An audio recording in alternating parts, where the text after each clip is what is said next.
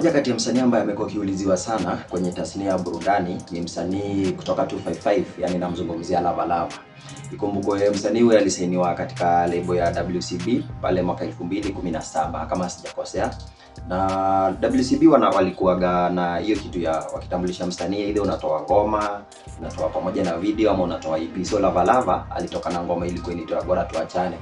Sasa kwa hii ngoma ni kama kidogo, ikumbuke hiyo time bado penzi la Diamond na Zari ilikuwa katika hali ya mshike na ni kama ngoma ambayo Diamond mwenyewe alisema ni kama kuna venye ilikuwa inamguza.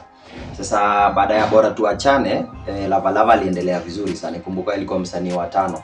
Msanii wa kwanza of course alikuwa Queen Darling, kulikuwa na Rayvanny, kulikuwa na Harmonize, kulikuwa na Rich Mavoko pia kama sijakosea. Hapo baadaye Rich Mavoko akakuja akatoka. Sasa kina Mbosso walifuata baadaye, Zuchu na D-Voice.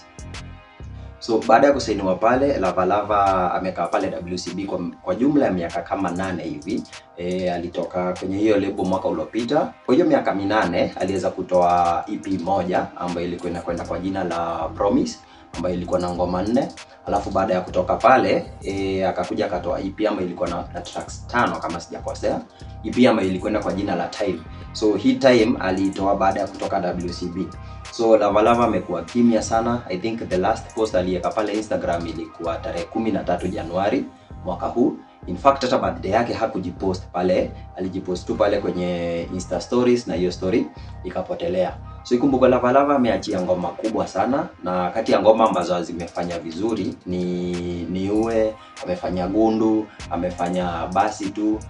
Ukikuja hapa Kenya, Lava Lava alifanya ngoma na wasanii kama 3 hivi. Alifanya ngoma na KRG The Don wakiwa na Mbuzi Gang, ngoma ambayo ilitwa Ushasema. Alafu pia alifanya Warembo wa Mombasa wakiwa na Susumila. Sasa Lava Lava ni msanii ambaye watu wengi walikuwa nasema ni kama kidogo nyota yake pale WCB haikuwa inang'aa sana. Sijui mbona wase walikuwa nasema hivyo, lakini ni msanii ambaye alikuwa chini ya maji sana. Time ambayo ilitokea akakuja akatuonyesha mrembo wake ambaye alikuwa mzungu, kisha baadaye akakuja akasema ni kama waliachana, ni kama alitoa mimba na stories zingine mingi. So Lava Lava ni msanii ambaye amekuwa kiuliziwa sana na mashabiki. Kumbuka kwamba alikuwa na ngoma fulani hivi za kulialia sana. Yaani ni msanii ambaye alikuja kwa kiupekee sana na ngoma za kulialia.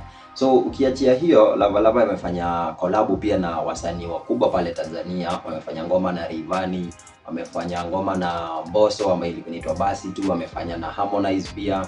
Lava Lava amefanya ngoma na Zuchu pia.